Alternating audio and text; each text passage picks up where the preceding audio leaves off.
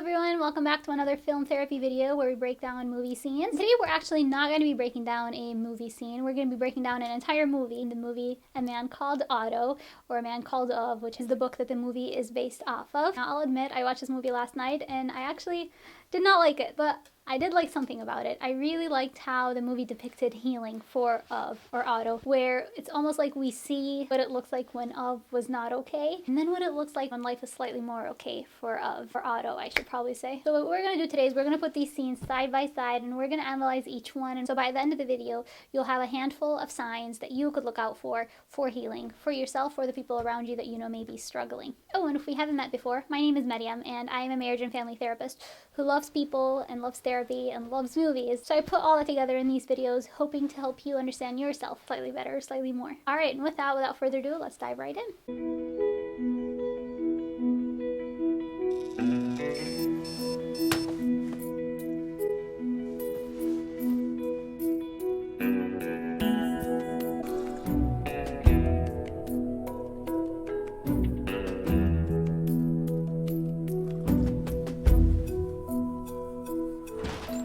So we meet Mr. Otto for the first time, and from the first few scenes we could already see that he's just a grumpy, gruff, rough around the edges kind of a person. And before we get to the little healing turning points that we'll get to see in just a little bit here, I want to name the condition that Of has. So if Of was a client of mine and he came into my office, the condition that most likely he would be struggling with would probably be depression. If you're someone who doesn't like that word or doesn't like to think of people in terms of diagnoses, power to you. Feel free to toss it aside. I personally do not like diagnoses, do not like these labels. I have lots of reservations and hesitations around diagnosis and the power that these labels can have over people's lives. So I tell people all the time, like, if it were up to me, I would probably never use them on anyone unless they asked me to, because I know the weight that it can have on someone, especially if it's a heavier label. And so, on a personal note, I don't enjoy these labels as much, and if I could do away with them, sometimes I think maybe I would. But I do think that they are helpful sometimes in giving us language or naming to the things that we may not have language or naming for, especially things like depression. I think when we hear the word depression, a lot of us think, ooh, some sad, sobby, probably female human. But most of us don't really recognize that depression could also look like Of. You know, someone who genuinely is having a hard time connecting with others and is genuinely a rough person, and someone who doesn't like anybody, thinks everybody's an idiot, and is just like has this irritable, angry energy to them. Those are all clusters of symptoms that match the criteria for depression. Now, why is this important? Again, if you don't like these labels, I agree with you. I don't like them either. But the reason why I think this is important is because there are so many people who walk around their life like Of, thinking that they're okay, not realizing that actually maybe they're not. Maybe there's more to life. Maybe they're missing out on so much joy and connection with others. For so many people, this has become their normal, this irritability, this I'm just a mean person and people just think I'm mean and don't like me. And it makes me really sad because these people are the people that are most deserving to know that that isn't normal, and that there is a healthier normal out there that's feasible and hopefully one day will become their reality as well. So I'm starting off with this piece kind of as a disclaimer to really ground and put Otto into context, that Otto, as the movie starts out, is not okay, even though on the outside he seems like he is okay. Not again.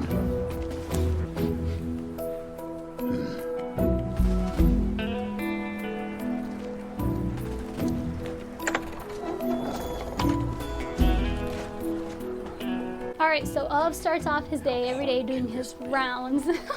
And in the book, this is actually more prominent than what it is in the movie. In the book, it's like a thing that he does. He has a ritual of checking the lock 3 times before letting it go. There's like a specific ritual that is outlined in the book that I think they outline it, or try to in the movie, but it's, I think, better described That's mine. in the book. It belongs in the bike rack. I was only gone half a minute. And this is our first sign of not okayness. If you ever find yourself in a way where you have this like level of rigidity to your day, routine is okay, rigidity isn't. Rigidity tends to lock us and tends to be a symptom of lack of health. When we're not okay, we tend to spiral into rigidity. Or if this is someone that you love, this might be the case for them as well. And so we see this in the beginning of the movie, and interestingly enough, we see this shift at the end of the movie in this scene that's going to come up right now. I have to do my rounds. Don't you at least want some coffee first? Yes.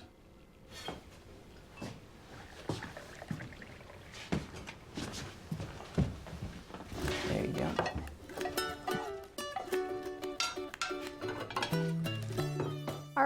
I love this scene because it shows exactly what it looks like when that rigidity is interrupted. You know, there is a certain element to of being of. Of is like this interesting character that he always will be. He will always have these little quirks about him. But when there's been a little bit of healing that has happened, you know, he gives himself permission to enjoy a cup of coffee with someone, to have some eggs, to interrupt this rigidity and have a little more fluidity in his routine, his rounds that he has to get to every single day. And that shift from rigidity to flexibility, from rounds to maybe routines, flexible routines, that is one of the signs that healing has taken place in general, and in this case for Of.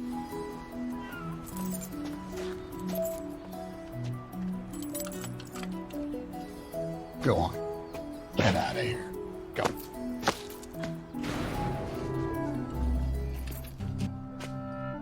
What do you want? Huh?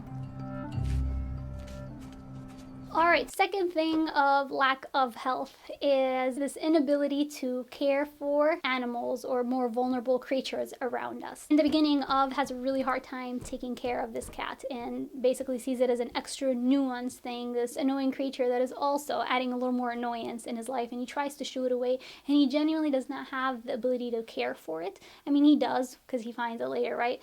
But in the moment when he's not okay, he doesn't have this ability. And this is often one of the hallmarks, one of the first signs that you can notice about yourself, to notice when you are okay, when you are not. I read a book recently called The Way Home, and in that book the author talks about his journey down a spiral of burnout and depression, and he talks about how one of the first things that he noticed is that he found himself at a place where he's no longer able to love and care for people the way he's supposed to.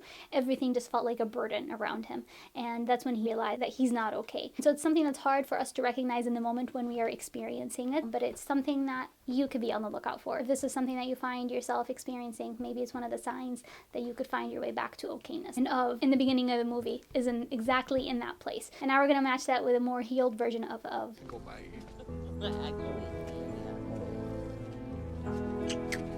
know what you're waiting for. Ready for lunch, aren't you?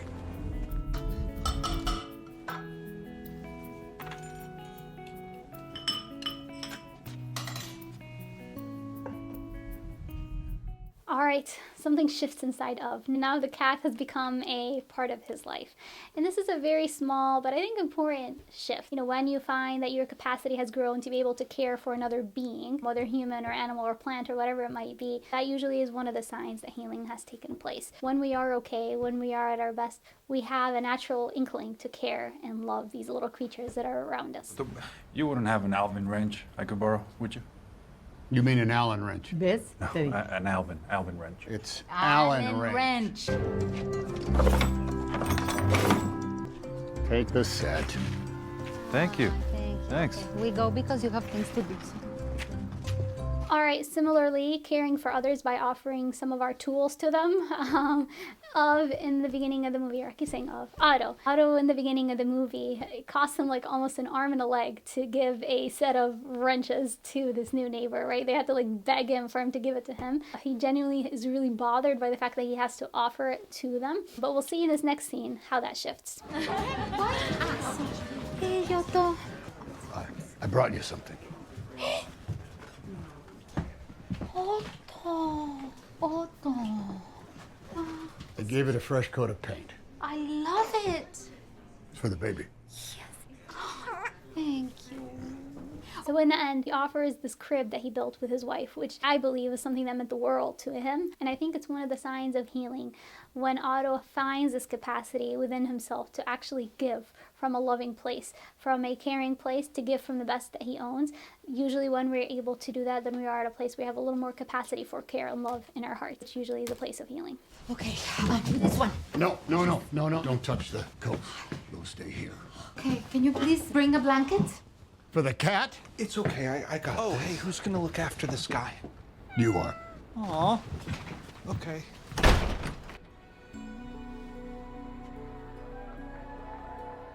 All right, clutter and holding on to the things that we believe are really important and remind us of loved ones. This is also another new one that I learned about recently because I tend to be a very sentimental person. I hold on to all my little high school projects from middle school where I worked on things that were really important and matter to me. So I collect things. And so I've always thought that that was a normal human thing until I began to realize that actually when we're not okay, that spirals exponentially. You know, clutter is a thing for a lot of people, and it's usually matched or goes hand in hand with our emotional health.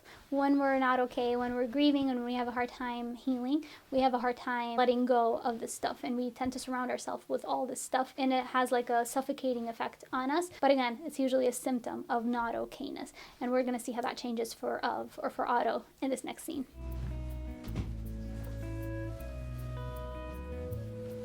Ready? Yes.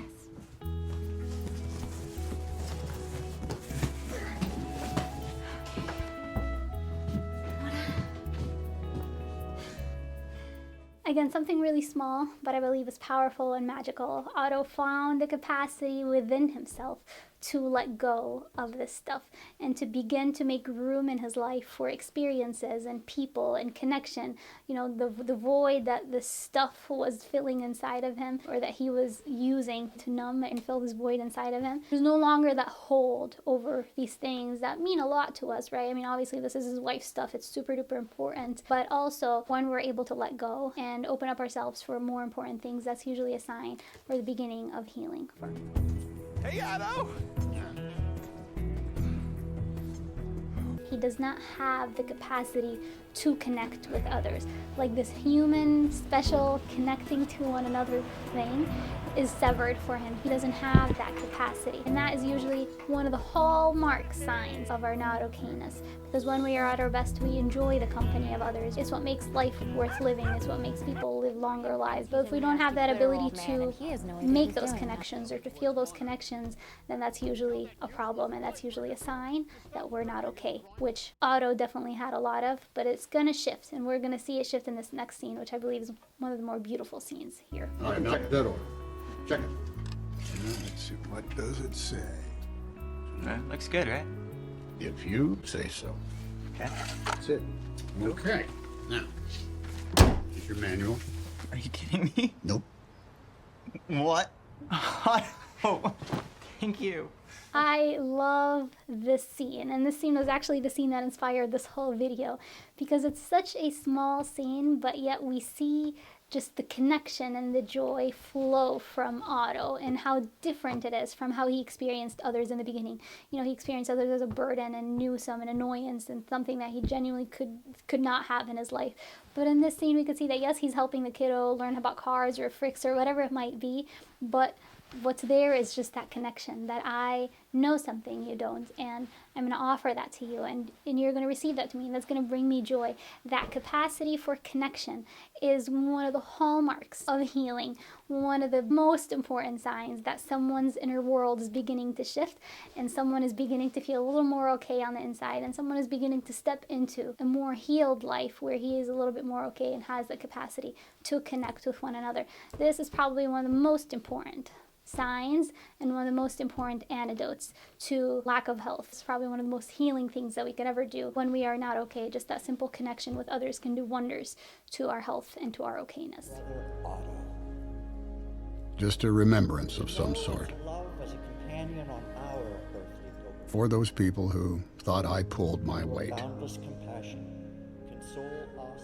A local hero and good friend of the show is being remembered today. Jimmy, would you like to say a few words about Otto? All right, last but not least is this simple shift that's actually not auto-specific, but more environmentally specific.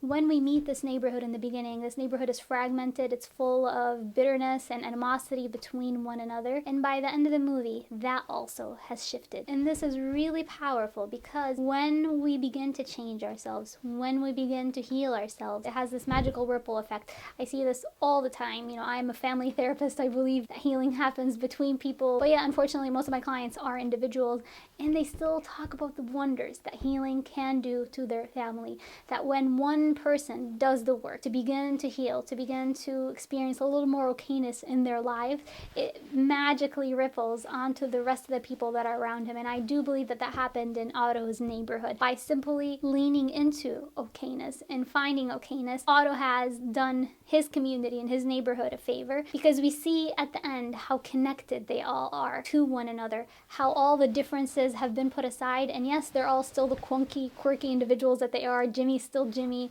The lady with a dog, she still has her own quirkiness with a dog, but they found their way to connecting with one another, to recognize, hey, we live together, we create this little bubble of a community together, so let's actually make the best out of it and make a small, lovely world with our little patch on this earth. And that, in and of itself, is a reflection of healing, both for Otto, but also for this community at whole as well. Now, you might be thinking, well, my neighborhood looks like that first shot that we see of the neighborhood.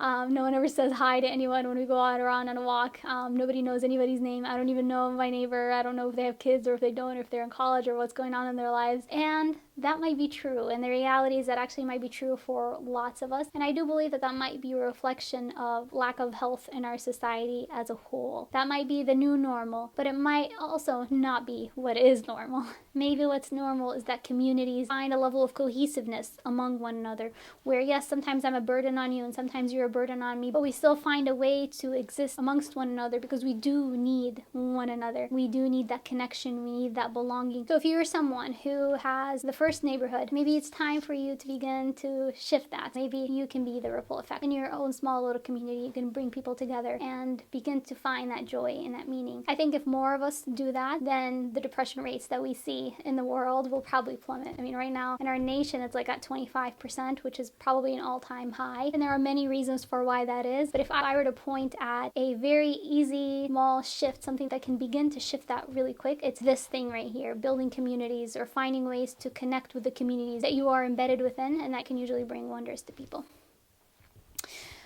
Alright, so those are all the little shifts and signs of healing that we have between the beginning Otto and the end version of Otto, which is a more healed, well-rounded, alive person compared to the person that we meet in the beginning. So my hope for you is that these signs can be an anchor for you, something that you can be on the lookout for. If you yourself are struggling, maybe begin to notice or look out for these things when they happen, and when they do, celebrate them, because they can be a sign that things are shifting or beginning to shift for you. Or maybe this is not you, but you know someone who is. You have an Otto in your life. Maybe you can help them be on the lookout for these moments where things shift. Now, I know that there might be some of you who are watching this who have not been doing okay for a really long time, and who might not even have the hope to be on the lookout for these moments. And to those people I say, well, maybe if they can't find you, then maybe you can find them. Maybe you can begin to create them. You know, there's that famous saying of fake it till you make it, and I think that some of this can be true about healing. For a lot of us who have been in not okayness for a really long time, like Otto has been, that can again be our normal, and it can be really hard to find otherwise, but it's always possible. You know, healing and okayness are tangible for everyone.